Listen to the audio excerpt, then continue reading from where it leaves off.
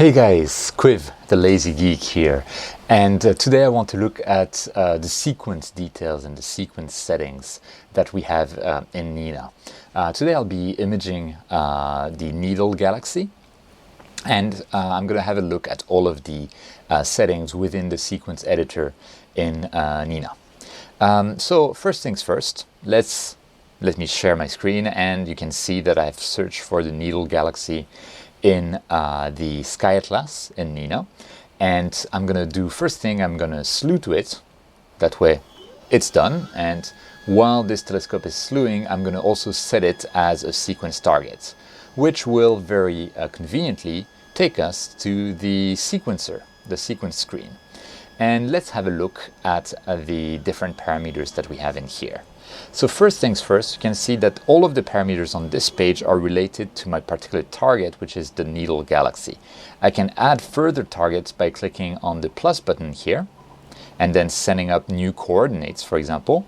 Or I could go to my Sky Atlas and then set for framing assistant to whichever, and once it's set as a framing assistance, after it has downloaded the image from the here from the NASA Sky Survey, I can say that I want to add this as a sequence target, and this will add a new target in here. So you can do multiple targets one after another. You can also see that there is a little reset button here and another reset button here, which is to reset the progress on any target that you may have started previously.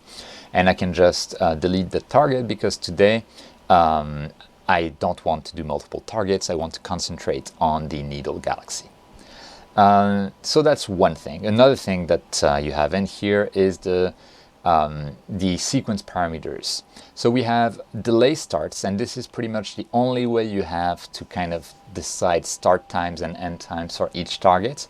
Unfortunately, this is an area where N.I.N.A is still weaker than competitors like Sequence Generator Pro about choosing start times and end times. One of the projects with N.I.N.A is to actually build a new sequencer that will actually accept start times and end times for different targets. But you can delay by a certain number of targets of seconds the target start. So I'm not going to touch that for the moment. Another setting that we see here is the sequence mode. The sequence mode is very good if you have a monochrome camera with multiple filters that you're going to use. You would typically set, and I'm going to use the plus buttons here at the end to add sequence elements. You could set multiple filters like HA S203, and you can choose to either take 10 exposures in HA, then 10 exposures in S2, then 20 exposures in O3, sequentially one after another, or you could choose to actually loop through it each to make sure that in a single night you have exposures for all of those three filters. If you do loop through those filters, you either want to waste a lot of time by autofocusing with each filter change, or you want to have your filter offsets computed properly, and I've covered that in a previous video. So that's this little parameter here. We have on the right, by the way, the target name. If you change this, it's going to change the target name here. And in my case, if I go into my my options here for imaging, I have the target name as part of my folder structure for where I'm going to save my frames. So it will actually reflect which folder those frames are saved in. Just something to keep into account. So then we go to something like start guiding. Do you want to start guiding with your sequence?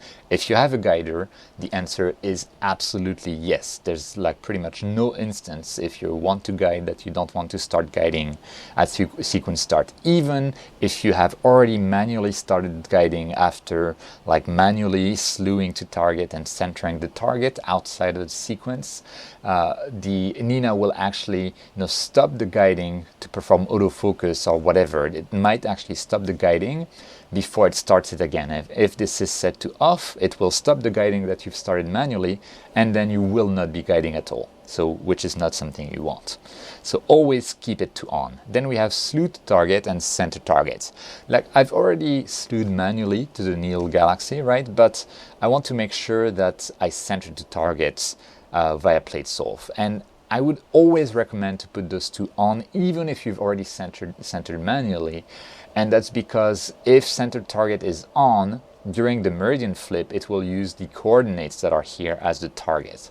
Otherwise, it will use the telescope reported coordinates, which might have issues, as I've detailed in a previous video.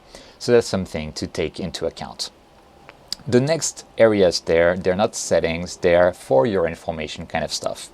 The estimated download time is the average overhead time between two exposures, including dithering and autofocusing, right? So the time you waste dithering, you don't waste it, it's very important time. But the time you use autofocusing and dithering will affect the estimated download time, which is computed continuously by N.I.N.A after each exposure. So this is my past performance.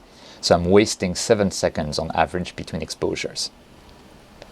We have the estimated finish time, so it's the start time to end time for the whole sequence of targets, and for this target in particular, with the duration, the whole duration of the sequence. And those are estimates, and they're based on the sequence elements that you have in here. Now within those elements, you saw me, you could add or remove elements using those plus and minus signs. You could reorder elements using the up and down arrow, and you can also save your sequence as an XML file to load it later on as well. So if you've done a sequence and you want to do exactly the same thing tomorrow, just save it as an XML file and reload it the day after. It couldn't be simpler. So that's very easy to do. Let's look at the columns then. We have enabled column, which is whether you actually want to do this particular step. Like maybe I have HA S2O3 and I only want to do O3 today. So I would have those two off, right? That's a possibility. You have the progress, which is what N.I.N.A keeps track of, how many exposures it has taken over the number of exposures, for example 50 here, that it wants to take for this particular step. So that's the total number of exposures, and you saw me set it here very easily. And I can use plus, minus, nothing too crazy here. Now we have the exposure time, which is in seconds. For my OSC, I use 30 seconds in my very light polluted area. The moon is very bright tonight, but you know what? It doesn't matter because my sky is crap to start with, so it doesn't change anything. And then you have the filter you want to use. The type of frame. Light, flat, dark, bias, dark, flat, snapshot. Those types are only for information. They might be, they will be saved as part of the file name, for example, if you've set that in your imaging options. But N.I.N.A will not automatically, decide that tracking should be stopped for dark frames or that kind of stuff. So it's just purely for information and for recording information kind of thing. Then you have the filter. If you leave it blank, it means it uses the current filter. I like to explicitly set it to what I want to use. So for me, I'm going to use the L filter today. Because yes, this is an OSC sensor, but because I'm too lazy, the lazy geek, I do not remove my filter wheel, and that also preserves my distance to sensor from my coma corrector. Then you have the binning of the camera. So the binnings that are supported by the camera are shown here. If the camera doesn't support binning, you might not even get this column at all. And binning is, if I set 2 by 2, it will actually use a square of 2 by 2 pixels and use it as a single pixel. So it reduces your resolution, which might be good if you're oversampled, but you also gain in signal to noise ratio. I will keep mine to 1:1, because I'm perfectly sampled with my focal length, my seeing in this area. Then you have whether you want to dither, and yes, you do. You always want to dither. You do want to dither. Please dither. Always dither. It is very important. If you don't dither, you can have all sorts of issues like walking noise. It's like you will waste a bit or use a bit of imaging time to dither, but your final images will thank you for that.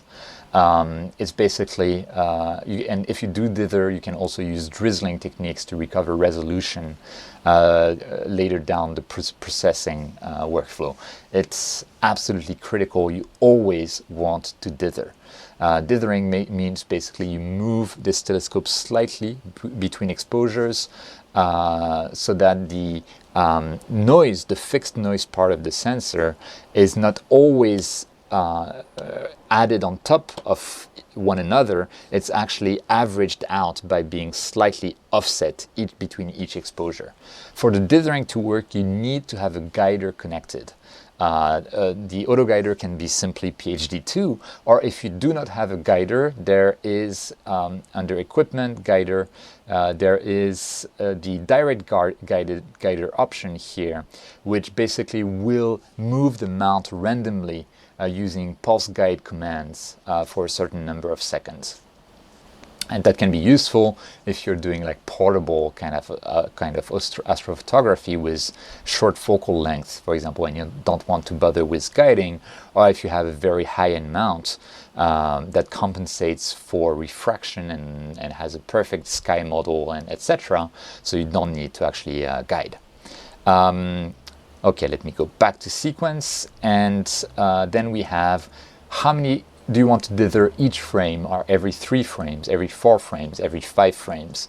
I like to dither every frame for a narrowband and every 3 frames for my OSC, because if I take 500 exposures a night and I dither every frame, let me tell you, I will not take a lot of exposures. So I prefer to dither every 3 or 4 frames. And then we have the gain and the offset. Those columns may or may not be available depending on your camera connected to N.I.N.A. But you can actually overwrite the gain and offset that are set in the equipment camera tab. I personally don't like to override the settings. I just use the settings as they are set here, but you can totally set your settings manually in here without any issue. And so this is for gain and offset. And also another thing is, if you have any progress on those exposures in here, the reset button lets you reset the progress on the selected rows here. And I think that's it for the settings. So actually I'm going to set what I want to do. I only want to do OSC with my L filter. I want to dither every 3 frames. My target is right. I want to slew to target. I want to center target. I want to start guiding. Yes. For that, I need to launch PhD2. So let's do that. I'll just make sure that PhD2 is working by connecting to my equipment. So I'll connect to the camera. Failed to open the camera. So I'm having an issue. And now it worked. Okay, it worked. Never mind. And then I connected to the mount. So we've connected to both. And I'm going to close this window. I'm going to close this error message. I'm going to start looping through exposures. I'm just going to select a star and guide just to make sure that my calibration is still fine, that I haven't lost anything, that everything seems to be okay. Actually, I should be 3 seconds rather than 1 second, because it's a pretty decent night tonight. Okay, here we are. It seems to be guiding fine. So I can actually, go back to my sequence. I want to go into equipment, guider, connect to PhD2, and now we should have everything we need to actually start this sequence. Now, before I do so, I'm actually going to show you something else, which is in the options sequence. You have the default folder for sequence files, which is where you want to save your files when you actually, save your sequence as an XML file. You have a sequence template. You can use a file as a template so that when you create a new sequence, it will pull that from the template. And you also have the sequence end options in there. And for me, I want to power my mount when the sequence ends, and I want to warm my camera and disconnect the camera and turn off the cooler when the sequence ends. And that will be done automatically at the end. So I just set those two to on. If you have an awesome little thing like a cover or a flat cover that can close automatically on the telescope aperture, you can totally do that as well by connecting it in the equipment tab and then just using this to close that at the end of sequence. Okay, but without further ado, I'm going to set my total number of exposures to 500 or so for today. It should make me finish around 2:30 a.m. The twilight ends at almost like a little above, sorry, the twilight starts at almost 3 a.m. It's very early in Japan. We're exactly at the solar time, so it's a bit crazy. So I don't have a lot of time, and I think this will be good. I might do 550, just so that I feel better about myself. And now it will be 2:54 a.m. and let's just start this sequence. And actually, no, I forgot to show you one element of the sequence. So I'm pressing on the X icon to stop the sequence there. It still is waiting 15 seconds for the settle time of my telescope because it was in the middle of the slewed target. Because I haven't done anything on that sequence, it will ask me whether I want to run my end of sequence options, which I do not want to do. I don't want to do plate solving. I don't want to do anything. I just want to look at the autofocus parameters, which I forgot to mention. And those are also super important, and it's shame on me that I didn't think about them and I almost forgot them. You want to autofocus on start typically, unless you've manually done autofocus right prior to that, or you don't have a focuser, you used a bad enough mask. You want to focus on filter change, even though here I will not change my filter, so it doesn't matter. And for me, typically, I want to focus every 60 minutes. Roughly, I've seen that works well for my aluminum Newtonian scope there. I don't bother with after a certain number of exposures because I just set it as after a certain elapsed time. I don't bother with after temperature change because my EEF does not have a temperature sensor, so I don't do that either, but it is possible. And recently, sometimes I use it, sometimes I don't use it. I can do after HFR increase, in which if you do that, you want to make sure that your star icon is enabled here, so that N.I.N.A actually computes the HFR. And this will look at your HFR evolution throughout time, do a linear regression on that to kind of like fit a trend line to that. And if it sees that your trend line with the next exposure would bring you to an HFR increase of more than X% compared to your current HFR, I'm going to set it at 20% because my HFR in this season is fairly small with the decent seeing that I'm getting. So 20% is actually a very small difference. Otherwise, it can get triggered for for no reason really. But that's great because instead of having a set autofocus, even when you don't need it after a certain amount of time, you can have it only when it's needed, when you can see that the temperature shift has actually hurt your autofocus enough that you need to refocus. So that can be very useful. And now that I've set those options, I'm going to start the sequence. So again, it's going to slew the target, but actually I've slewed manually earlier, so there's nothing to do here for N.I.N.A. It will just wait for the settle time, and then it will do the plate solve. And here's the plate solve ongoing. We can let it will take an exposure. My setting is 10 seconds, so it will do that. And once it is done, it will stretch the image. It sends actually the raw image to ASTAP. ASTAP immediately tells me like, hey, you're already centered, no problem. I'm at only 42 arc seconds away from the target, so everything's good, no need to recenter. And then it will start guiding and it will do the autofocus. So the autofocus will run. I'll let it do this autofocus. I just heard the focuser moving. I'll cut to when the autofocus is done. Okay, and my autofocus is done. We got a very nice curve. Everything's good. It's currently doing the validation of my autofocus. And there we are. We have started exposing. So I'm good. Everything's ready. And the sequence is ongoing. I can simply go to bed. And tomorrow morning, I'll wake up to a parked telescope, a camera whose cooler is on, and using my automated sync of my imaging computer and my processing computer, which is 2 floors below me. All of my images will be directly on my processing computer. I have nothing to do. That process, by the way, is in another video, so feel free to watch that if you want. And then I can just go ahead and process downstairs on my processing computer. There is nothing to do. Everything is automated. It is perfect for a lazy geek like me. So I hope today was useful for you. If it was, if you like this video, click like, subscribe, leave a comment down below for any remark that you may have. And thank you so much for watching, and I'll see you next time.